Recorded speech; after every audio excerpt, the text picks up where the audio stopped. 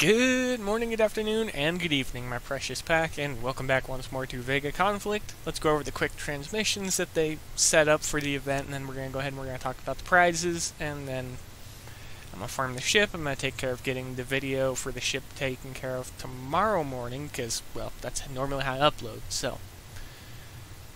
We have Rhea here, and she's contacting Burr, and she's just alerting him to the fact that she lost V153. So the android that we had with us is no longer with us because she was in the black market and something went wrong, yada yada yada. You can read through it yourself. And what happened was the people that jumped her used a dingy freighter, but they sent out a shockwave disabling her ship and V. Now this is something interesting that I thought about, and it's the fact that the entire setting is futuristic, and essentially an EMP took out V. Now, there are ways to protect from an EMP, but they're not really absolute that I could think of. And the fact that a Pharmacon machine, hasn't used any form of counter-EMP or protective systems. They possibly protect hard drives and stuff like that to protect themselves or whatever they use as storage devices in the future. But the fact that the bot itself, which was a futuristic prototype, was knocked out by an EMP, that indicates that it could be used as data for the next variant of her. And the Pharmacon Governance AI could build a secondary platform which would be better. And all of that just because they said they sent out a shockwave that disabled both. So, to summarize the final little bit here, what it says is that she doesn't know who took them, but they most likely know about V's reckless ability, because as we remember, her introduction to us was her breaking out of the facility that she was created in and just utterly destroyed it with a built-in weapon system. So, yeah. Let's go ahead and let's see what Burr has to say in response. Your Majesty, Avatar. The Pharmacon android we uncovered from the abandoned facilities has been seized from my officer by force. You wouldn't happen to know anything about that, would you? Judging by the increase in Pharmacon activity in the sectors, we gathered they're also in search of their prototype, so it's unlikely that they're behind it. Alright, so you brought up the Altarians and the Pharmacon, but you didn't bring up the Umbral, so I'm instantly going to point my finger at them because he didn't mention them at all. So we're most likely going to get something at the end of the event that's going to point the finger at the Umbral having trying to take the little android that we've had. I still hope that we wind up with her as a fleet commander or something, because that would just be amazing. But let's go ahead and let's jump over to the prize store real quick, and let's have a look at what we can get, talk about the Orion for a minute, and stuff like that. Okay, over here in the prize store, just to quickly check something. Alright, that hasn't changed at all. It's still her being taken. They know about the weapons. Yeah. Okay, just a quick once-over from the bottom up with the prize store. We got the resources, we got tokens, we have the prize boxes. And as you can probably hear in the background, my mouse is clicking. I'm actually doing this live as with the previous video, but it's got a little bit of editing, because I had a little bit of excess time this morning after I edited that little random video. They're both the same boxes, so we can pick up both of them. So we're going to start recommending stuff right off the bottom. If you've cleared everything else that I'm going to be recommending, naturally you're going to want resources. Recommendations are going to be the prize boxes. Let's skip past the resistors. Victoria Onin, hands down. No matter what it takes, get Victoria Onin, because she is a good fleet commander that I've used for just about every single fleet that I've had, and she's one of the fleet commanders I have no negative aspect or views of, just like Cobus. The difference is she was the first one introduced, so I leveled her up more quickly. Okay. We have a pre-built Ogre. Not bad. Ogres are actually pretty decent. We got Nova Missile credits, we got Tungsten credits, and Thonian credits. Go ahead and pick up all of those, including the ship, after you pick up the fleet commander, because those are all actually pretty decent. Chrome skins, 3 of them as usual. I'll recommend them after everything else. Let's go ahead and let's see here. We have all of the Pharmacon ships. Okay.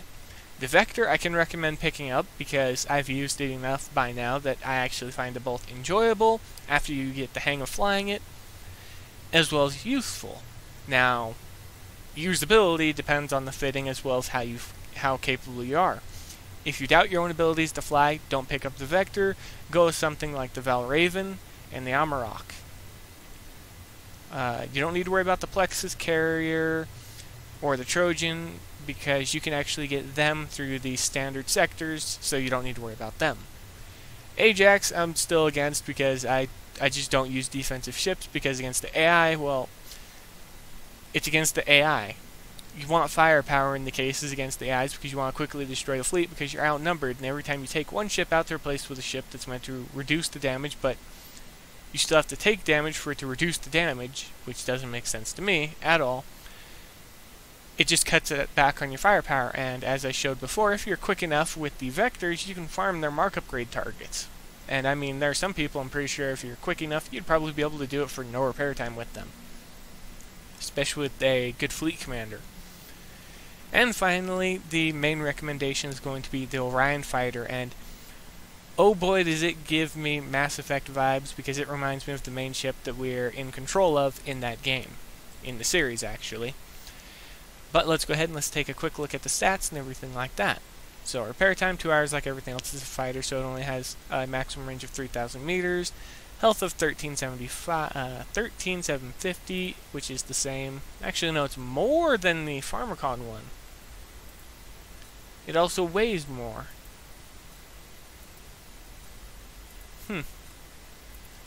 Now, naturally, it's going to be faster, it's going to turn faster, it's going to have better strafe, it's going to be better than the Pharmacon one in every possible way, because that's just how the development set it up. So let's go ahead and let's quickly take a look at the description. The Orion is designed for close-range engagements.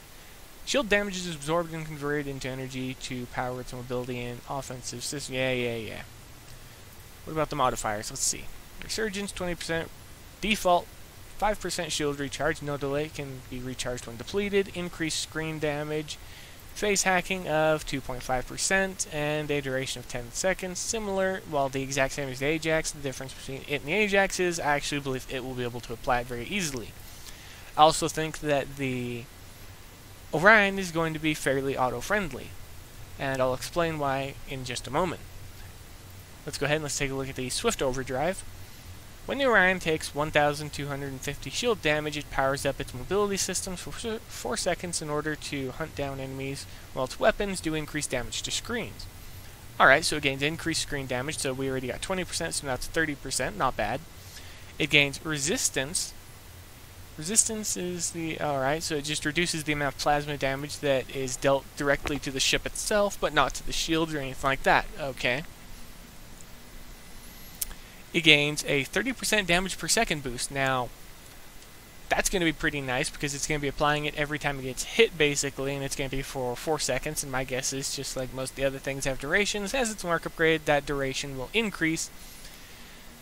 And the other thing is it gains 100% shield defense, it gains ship speed and strafe speed, so it becomes the fastest ship in the game at reaching without thrusters or harmonics.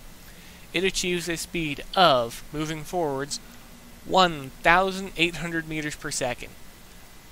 Pharmacon can only achieve, at their maximum speed, about 1,600. And that is on the Segfault Dreadnought.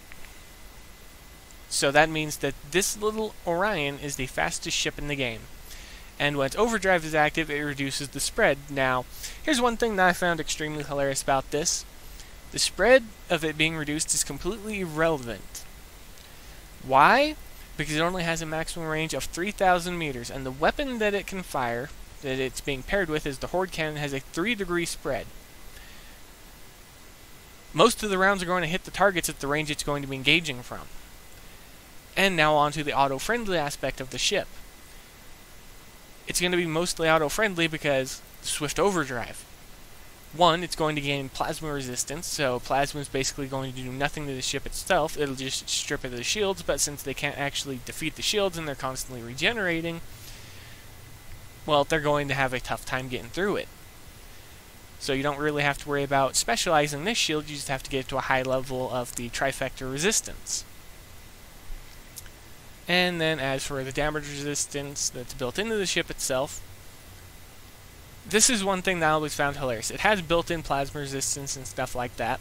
So when I saw the 100% resistance on the ship itself through the overdrive, I think that was actually messed up, and it's supposed to apply to the shield, or it's supposed to apply to both the ship and the shield, and it's supposed to go up by... It's supposed to increase the value to a maximum of 100%, so it just becomes completely immune to plasma damage. Which would make sense because it's meant to counter the Pharmacon, even though the Umbral can counter the Pharmacon due to how the defenses are set up. Which I will be talking about tomorrow evening as like the final video of the week. But that's it, everybody. Prize recommendations have been made out, the Orion has been discussed, and I am going to get started with the next video, actually. So, why didn't I recommend the resistors or anything that was in this major area? Well, while I can recommend picking up the hammer missiles, they're old tech, and right now I'm trying to focus on either stuff that people can start using right away that they don't have to farm for something else, or something that doesn't have a weight requirement or is going to negatively affect the screens until after I've considered everything and used them on my own ships. So, yeah. You can pick them up if you find them useful to yourself, but you can actually use the damage resistance with the resistors we can get through the store. But that's going to be it. Hopefully this helps everyone decide on what they need to focus on and what they want to focus on. I myself will be focusing on getting the Horde Cannon and the Orion. The Orion naturally so I can showcase the ship and just build a few of them to see how they play out. And the Horde Cannon I want to start equipping on most of my Pharmacon ships and my Dreadnoughts. I'll explain why in a separate video. But for now, that's going to be it in my pack. Be safe out there. Happy hunting. Hopefully you get the ship, and as always, I'll see you later.